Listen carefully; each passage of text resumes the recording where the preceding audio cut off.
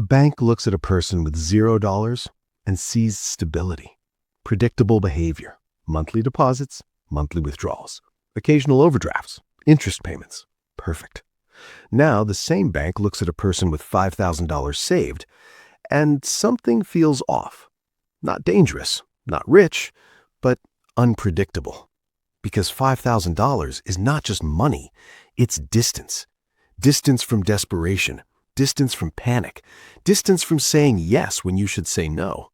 And the moment you gain distance, you gain leverage. That's what the bank actually sees, leverage. Let me explain it differently. A person with $0 doesn't negotiate. They accept. Fees, fine. Low interest, fine. Bad offers, fine, because they have no choice. Now give that same person $5,000. Suddenly, they can wait. They can compare. They can walk away. That's the glitch. The system isn't built to stop you from becoming rich. It's built to stop you from becoming independent. And $5,000 is the first level of independence. Not freedom, but the first crack in the cage. Let's zoom out, because this isn't new. This system has been tested before, and every time people gained control, the system broke. 1930s. Banks didn't fail because they were evil. They failed because people showed up and asked for their money back. That's it. No conspiracy, no complexity. Just one simple action. I want my money. And banks couldn't handle it because the money wasn't there. That's the first illusion. Your money isn't sitting in a vault waiting for you. It's moving, working, multiplied, used. Fast forward, 2008. Different story, same mechanics. Banks took deposits, turned them into loans, stacked risk on top of risk, and when things cracked, they didn't collapse immediately. They froze. And governments stepped in. Because if trust disappears, the system disappears. Now here's the important part. Both events, 1930s and 2008, were triggered by the same thing. People trying to regain control over their money. And now we're here. Different tools, same system. And your $5,000? It's not enough to break the system, but it's enough to step slightly outside of it. And that's already dangerous. Let's slow this down, because this is where people misunderstand everything. You think your $5,000 is just sitting there. It's not.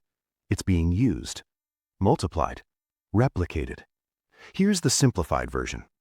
You deposit $5,000. The bank keeps a fraction. Let's say 10%. That's $500. The rest? They lend it out. That loan gets spent. Deposited again. Lent again.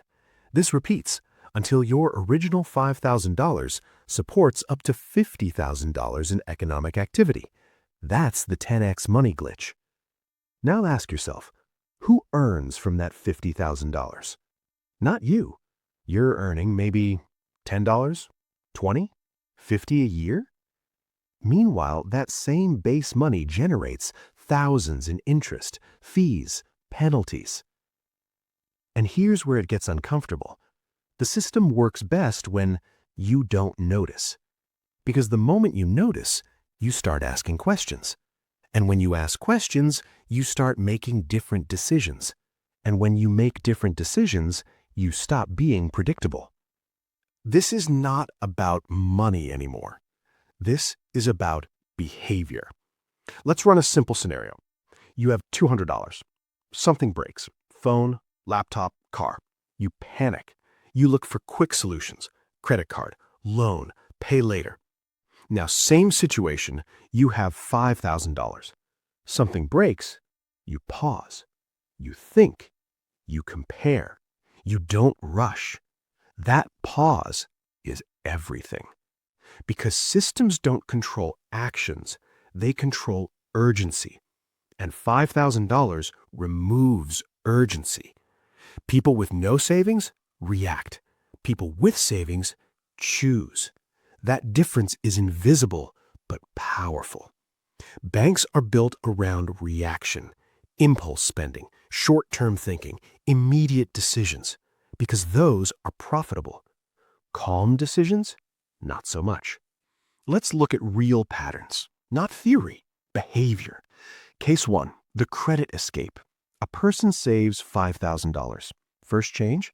They stop using credit cards emotionally, not because someone told them, because they don't need to. That alone removes interest payments, late fees, dependence. Case 2, the job shift. Someone with $0 hates their job, but stays. Someone with $5K, they hesitate less, they negotiate more, they leave faster. That's not financial, that's psychological leverage. Case 3, the silent power. A person with savings doesn't announce it, but their behavior changes. They say no more often, they delay decisions, they walk away easier. That's invisible power, and systems don't like invisible power. Let's be clear. $5,000 is not freedom. It won't make you rich. It won't replace your income. It won't change your life overnight. But it does something more important. It changes your position from dependent to slightly independent, from reactive to controlled, from predictable to uncertain. And uncertainty is what the system fears most. $5,000 is not money. It's space. And space is the first thing you need before you can change anything. But here's where it gets interesting. You think that once you have $5,000, you've escaped the game? No, you just leveled up. Because even if you don't take loans, even if you avoid fees, the system still takes its cut through inflation, quietly, invisibly, gradually. Since 2020, purchasing power has dropped by around 20 to 25%, which means your $5,000 today is not the same $5,000 it used to be. You did nothing wrong. You simply held your money, and you still lost. That's the hidden tax. No notifications, no receipts, no permission. And here's the paradox. If you do nothing, you lose. If you make mistakes, you also lose. That's why most people stay stuck. Imagine a labyrinth, not a simple one, a perfect one, where every path feels logical. A credit card? Convenient. Installments? Easy. Cashback? Feels rewarding. Every step makes sense, but in the end, you're still inside. Because the maze isn't built to stop you, it's built to keep you moving, paying, borrowing, repaying, borrowing again. A loop. Now introduce $5,000 into that maze, and suddenly you see the walls. You realize you don't have to keep moving. You can stop and think and maybe walk out. There's a type of person nobody talks about. They're not rich, not investors, not entrepreneurs. They just have $5,000 to $10,000 saved. And they do something strange. They don't rush. They don't chase trends. They don't buy every new gadget. They don't react to every opportunity. They wait. And over time, something strange happens. They start making better decisions, not because they're smarter, but because they have time to think. And time is the most undervalued asset in the system. $5,000 creates a space where you can see the system instead of being inside it.